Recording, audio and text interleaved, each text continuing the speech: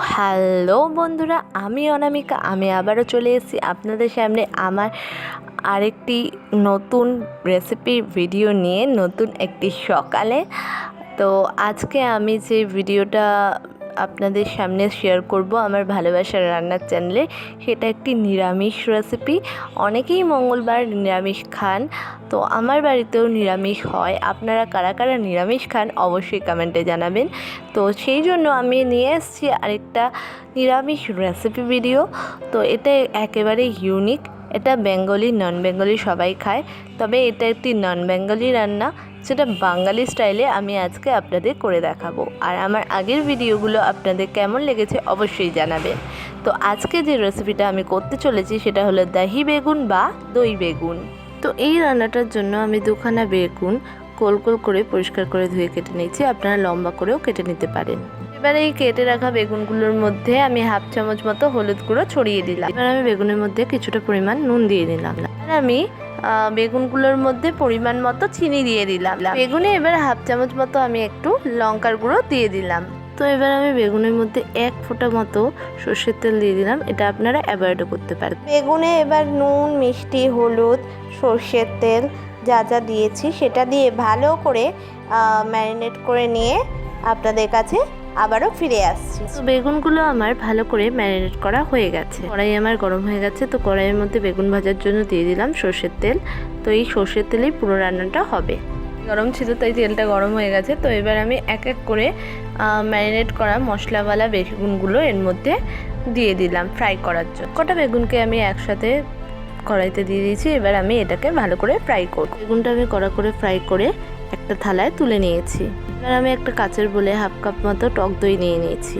তো দইয়ের মধ্যে আমি কিছুটা পরিমাণ হলুদ গুঁড়ো দিয়ে দিয়েছি। আমি দইয়ের মধ্যে ধনে, জিরে, শুকনো লঙ্কা শুকনো খোলায় ভেজে রেখা গুঁড়োটা দিয়ে দিলাম। তো এরপর আমি দইয়ের মধ্যে দিয়ে দিলাম পরিমাণ মতো নুন। এরপর দইয়ের মধ্যে দিয়ে দিলাম পরিমাণ মতো চিনি।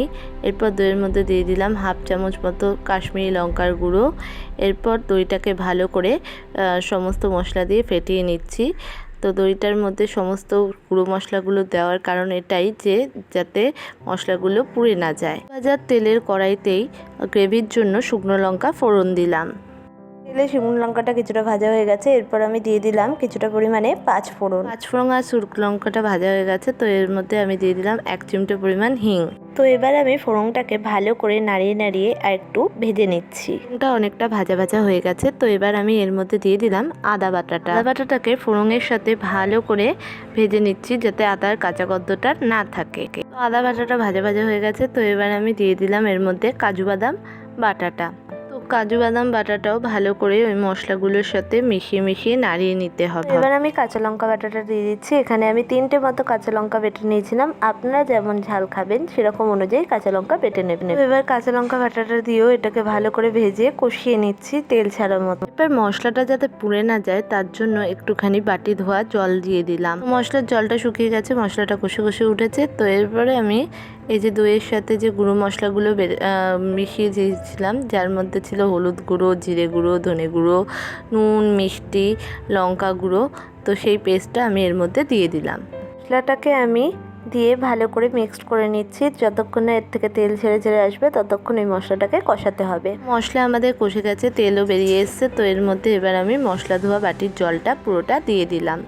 তো এবার আমি মশলাটা জলের সাথে ভালো করে মিশিয়ে নিচ্ছি। তো এবার এটাকে কিছুক্ষণের জন্য ফুটতে দিয়ে দেবো। ফুটে গেছে, অনেকটা শুকিয়ে গেছে, তেলও বেরিয়ে এসছে। তো এবার আমি মশলাওয়ালা ভাজা বেগুনগুলো এর মধ্যে এক এক করে দিয়ে দেব।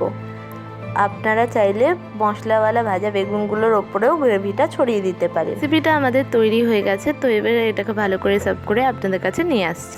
সার্ভ হয়ে গেছে আমাদের আজকের রেসিপি দাহি বেগুন বা দই বেগুন। এবার আমি এই দই বেগুন বা দই বেগুনের রেসিপিটাকে টেস্ট করে দেখছি।